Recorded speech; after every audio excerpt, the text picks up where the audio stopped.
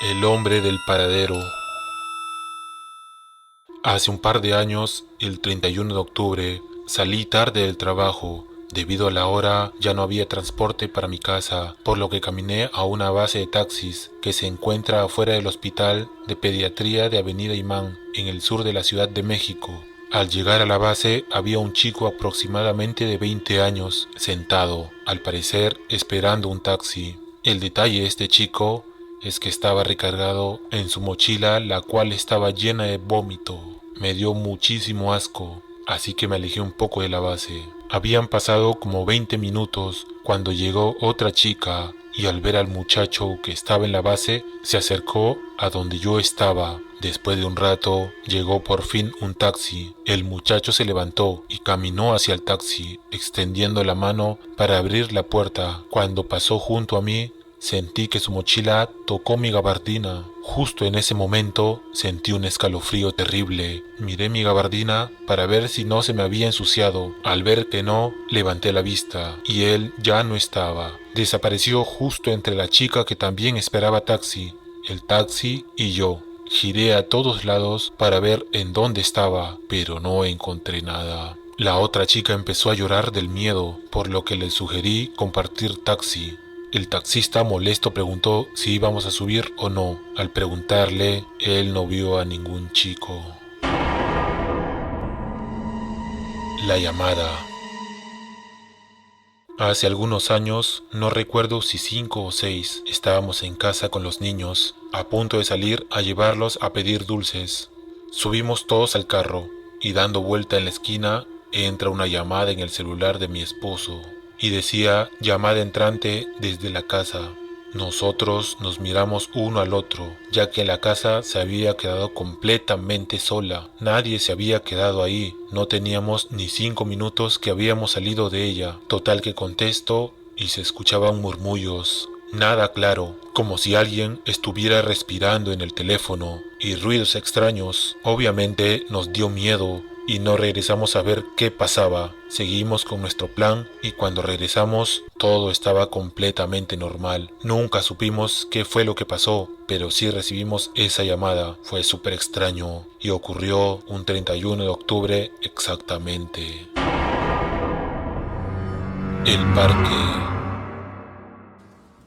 Hace algunos años, en esta fecha, salí con una amiga a un parque de la ciudad. Eran alrededor de las 9 de la noche. Estaba oscuro, pero el parque estaba bien iluminado. Y mientras caminábamos por ahí, un señor pasó al lado de nosotras, jalando su carrito de helados. Nos mira y nos dice: señoritas, váyanse, antes de que se haga más noche, las pueden espantar. Y dicho esto, se fue. Nosotras no hicimos caso, pensando que por la fecha quería asustarnos. Seguimos caminando y nos sentamos en una banquita, platicando. Mi amiga me dice: oye, esa luz parpadea mucho. No estaba así. Pensando que era una broma, yo volteo y en efecto, la luz parpadeaba. En ese momento no le dimos importancia, hasta que yo miré detenidamente la luz. Era la única de todo el lugar así. Entonces vemos cerca de esa luz a un señor alto y de traje. Las dos nos sacamos de onda, nos volteamos a ver un segundo y cuando miramos nuevamente, el señor ya no estaba. El tramo era muy largo y muy iluminado, entonces no lo podíamos perder de vista tan rápido. Así que nos levantamos y cuando empezamos a caminar hacia la avenida para agarrar taxi, las luces todas empezaron a parpadear. Nosotras solo nos tomamos de la mano y caminamos hacia un Oxxo. Y cuando miramos hacia atrás, el parque se veía muy oscuro, aunque estaba muy iluminado. Desde ese entonces nos vamos a antes de esa hora. El programa de radio.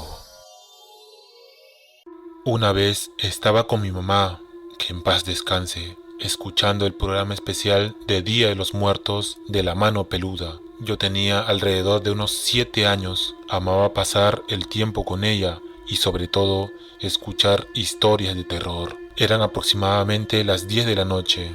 Era una noche lluviosa. En la radio una mujer comentaba sobre una posesión demoníaca. Mi madre y yo estábamos muy atentas. La mujer seguía contando su relato y Juan Ramón muy atento a él. Mi madre se levantó para servir el atole de avena que tomaríamos esa noche. Olía riquísimo, a canela. A mí me dieron unas ganas inmensas de ir al sanitario, pero el relato me tenía intrigada y debo confesar que también asustada. En mi casa, donde vivíamos antes, se sentía siempre una vibra extraña. Aparecían rostros en las paredes con la humedad y el ir al baño de abajo era un martirio. El baño se encontraba sobre el pasillo que daba hacia el patio. No era un pasillo largo, pero en medio estaba la puerta con una ventana enorme en la cual no podías ver de adentro hacia afuera, pero de afuera hacia adentro sí. Odiaba pasar por ahí porque juro que una vez vi a alguien de pie afuera viéndome con unos ojos rojos y jamás le conté a nadie. En fin, decidí ir al baño y en mi camino iba con la mirada baja para no ver esa puerta. Entro victoriosa, pero al estar haciendo pipí y justo cuando la mujer en el relato menciona el nombre de el diablo, se va la luz. Yo grité horrible, estaba muy asustada y le gritaba a mi mamá. Ella respondía diciendo que todo estaba bien, que no pasaba nada y que iría arriba por velas. Yo rogaba que me esperara, pero ya se había ido. En ese momento se escucha interferencia en el radio y el relato de la mujer seguía sonando.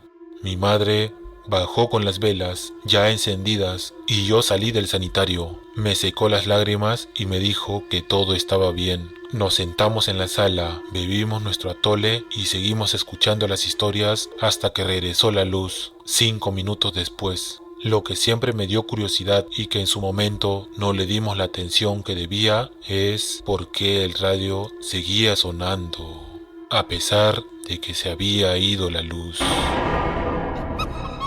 La muñeca. En una ocasión, ya faltando 2 días para Día de los Muertos, acá en México, yo tenía una muñeca de esas que le aplastabas la panza y se reía. Bueno, esa muñeca estaba en una bolsa, guardada en el closet, porque la verdad, a mí nunca me han gustado ese tipo de muñecos. El chiste es que a días de Día de Muertos, yo estaba con mi mamá en el comedor, estábamos comiendo y platicando, cuando de repente oímos la risa de esa muñeca atrás de nosotras. Fueron 2 veces. Mi mamá y yo nos quedamos viendo y recuerdo que le dije, ¿oíste eso? A lo que ella me contestó que sí. La verdad sí nos dio miedo, porque en ese tiempo no había niños pequeños donde yo vivo. Recuerdo que corría a asomarme a la ventana para ver si había algo, si no estaba alguna niña jugando, pero no había nadie. En ese momento recordé la muñeca. Fui a verla donde la tenía y pues seguía ahí en la bolsa, pero lo más raro es que la bolsa estaba rota, como si alguien la hubiera jalado. Y obvio, la muñeca ahí sin pilas. La neta, después de eso, mi mamá tiró la muñeca, porque sí nos dio mucho miedo. La mujer de cadenas. Una vez salí a pedir dulces acá en Chiapas. El caso es que nos llevó una tía a varios de mis primos, mis hermanas y hasta un amigo vecino. Éramos como 8 niños. Total que llegando a mi casa, justo enfrente, vivía un abogado riquillo y vimos que estaban amontonados un chingo de niños, a lo cual mi primo 2 años mayor y yo tenía 7 años. Fuimos corriendo mientras mi tía y primos se metieron a mi casa. Total, cuando regresamos, literal, nada más cruzamos la calle, mi primo se me adelantó. Para cuando yo llegué, estaba una señora de complexión mediana llena, algo baja, quizás 1,55 m. Llevaba cadenas de eslabones gruesos en cada brazo, casi iban arrastrando, y la cara la llevaba cubierta con un tipo de jerga roja. Estaba pidiéndole a mi tía uno de los niños. Ella, entre que jugando y no, pues dijo que no eran de ella. La señora volteó justo cuando yo pasé frente a ella y me quiso agarrar. La esquivé y le intenté ver el rostro. No lo vi claro, pero parecía una señora ya grande, no vieja, pero sí quizás unos 40 años. Además de que se le notaba la edad en los brazos. Pensaba que era una señora bromeando, pero la verdad su aspecto era demasiado real para una broma. Y una señora de 40 años no llevaba nada más, no habían niños con ella, solo estaba ella y sus cadenas en las manos. En cuanto la esquivé y me metí a mi casa, mi tía cerró todo mientras la ignoraba y por la ventana vimos cómo se fue caminando lento. No sé, se me hace que una señora de esa edad no haría ese tipo de bromas, o al menos no se tomaría el tiempo siquiera de pensarlo. Aún tengo la imagen muy clara en la cabeza y dejé de salir a pedir dulces por un buen tiempo. Fue algo que me atormentaba en esas fechas durante mi niñez. La maldición. Un día de Halloween fui a un pueblito entre las montañas que se llama San Luciano. La camioneta se calentó y se paró. Entonces mi esposo y yo nos orillamos y esperamos a que se enfriara. Yo me quedé en la camioneta y estaba viendo alrededor cuando de repente vi que una lechuza me estaba viendo. No le di importancia, pero algo me estaba atemorizando. De repente la lechuza ya no estaba, pero llegó una mujer y me empezó a hablar en un idioma raro. La mujer estaba vestida muy sucia. Unos chicos que pasaban por ahí la metieron a su casa y se fueron. Después, unos niños que vieron todo me dijeron: la bruja te maldijo. Yo estaba súper sacada de onda. El tiempo pasó tan rápido que cuando llegamos a mi comunidad ya estaba muy oscuro. Mientras recorríamos las calles para llegar a casa, me sentí muy rara, veía cosas y tenía un mal presentimiento. Los niños disfrazados no parecían niños, sino algo terrorífico. Llegamos a casa y yo estaba muy mal emocionalmente. Cuando me dormí, tuve un sueño muy perturbador, al cual no le di importancia, pero después fue tan recurrente que me daba miedo dormir. Platicando con mi papá, me dijo que ese lugar tenía muchos brujos y adivinos. Después, una amiga que percibe cosas me dijo que un íncubo me acechaba en mis sueños. Creo que eso me debilitó mucho mentalmente, porque empecé a tener ataques de pánico. No quería dormir, porque en mis sueños nadie me podía defender. Los sueños eran continuación del día anterior. Entonces, por no dormir, empecé a estar peor. Estuve a punto de desvivir de lo mal que la pasé. Fue horrible. Todo mundo me juzgó de loca, aunque vieron cosas en mi casa y cosas raras pasaban. He notado que si cierro las puertas y tapo los espejos, no tengo esos sueños. Lo malo es que todos los días despierto a las 3:33 de la mañana y siento que alguien está afuera. Una de las cosas más raras fue que la abuela de mi esposo murió y estábamos rezando el rosario en la casa de enfrente, cuando de repente vi a alguien igual a mi esposo entrar a la casa. Se veían cosas en los espejos. Mi esposo me creyó hasta que en una ocasión, en un reflejo, me veía 2 veces yo y él solo una, pero uno de los reflejos tenía una mirada escalofriante. Y pues te digo, aún eso me acecha, pero dejé de decirlo a mi familia porque me querían internar. La mujer de blanco. A mí me pasó con mi prima. Yo tenía unos 9 o 10 años y ella tenía unos 11 o 12. Fuimos a pedir Halloween por casa de nuestra abuelita y cerca de ahí hay como un campo. Así le dicen porque se puede ir a jugar fútbol, pero alrededor son como andadores. Entonces íbamos caminando por los pasillos cuando vimos que del otro lado del campo había una mujer vestida de blanco. Literal estaba flotando y tenía toda la cara tapada con su cabello negro, como si estuviera con la cabeza hacia abajo. Me acuerdo que empezamos a correr hasta llegar a casa de nuestra abuelita. Desde ahí ya nos daba miedo caminar o pasar por ahí. Esto pasó en Ciudad Madero, Tamaulipas. La iglesia. Yo ayer fui con mi familia a dejar las cenizas de mi abuelo en una cascada. Era su deseo, de Amecameca, aquí en México. Sin querer llegamos a una iglesia y hacienda abandonada.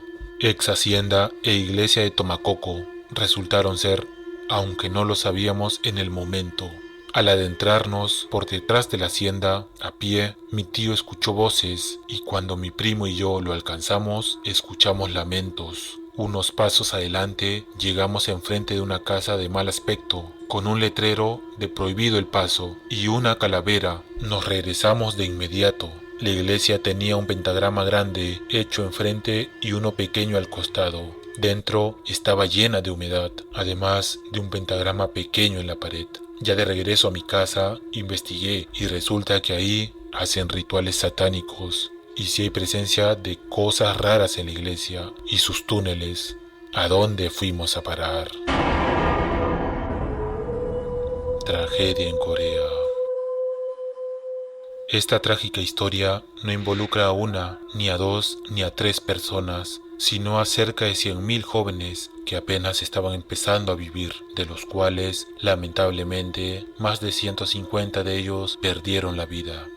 Itaewon es un barrio en Seúl muy popular, en donde hay mucha vida nocturna y variedad de restaurantes, donde muchas personas se reúnen para celebrar Halloween cada final de octubre. Todos los años concurren miles de personas, pero en el año 2022 era el primer Halloween donde se hacía sin tener la obligación de estar distanciados y sin la obligación de tener mascarilla puesta, lo que provocó que más gente venga al festival. A pesar de que en el lugar se encontraban cientos de policías, no se pudo mantener el orden.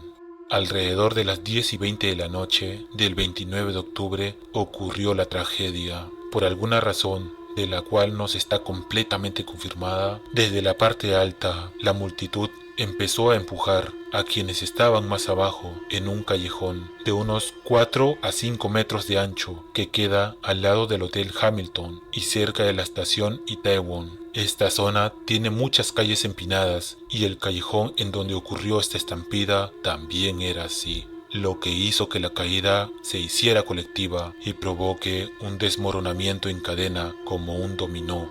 Muchos quedaron atrapados y enterrados, lo cual les provocó dificultades para respirar. Cientos de ellos sufrieron un paro cardíaco. Los bomberos llegaron a activar una respuesta de nivel 3, que es el nivel máximo, y más de 200 vehículos y alrededor de 2.400 paramédicos, rescatistas y fuerzas de seguridad fueron asistidos, pero al principio, cuando intentaron acercarse a la zona, tuvieron mucha dificultad para llegar por la gran cantidad de gente. Además que la música estaba muy alta y mucha gente no prestaba atención o no le daban la importancia al pedido de que se dispersen y que se vayan a casa. Algunos no hicieron caso porque estaban alcoholizados o llegaron a pensar que no eran policías o bomberos reales, sino que estaban disfrazados por Halloween. Los rescatistas hicieron lo posible para salvar vidas y hubo gente común que ante la urgencia también intentó ayudar y practicarles la reactivación pulmonar a las víctimas. Sin embargo, no todos pudieron salvarse.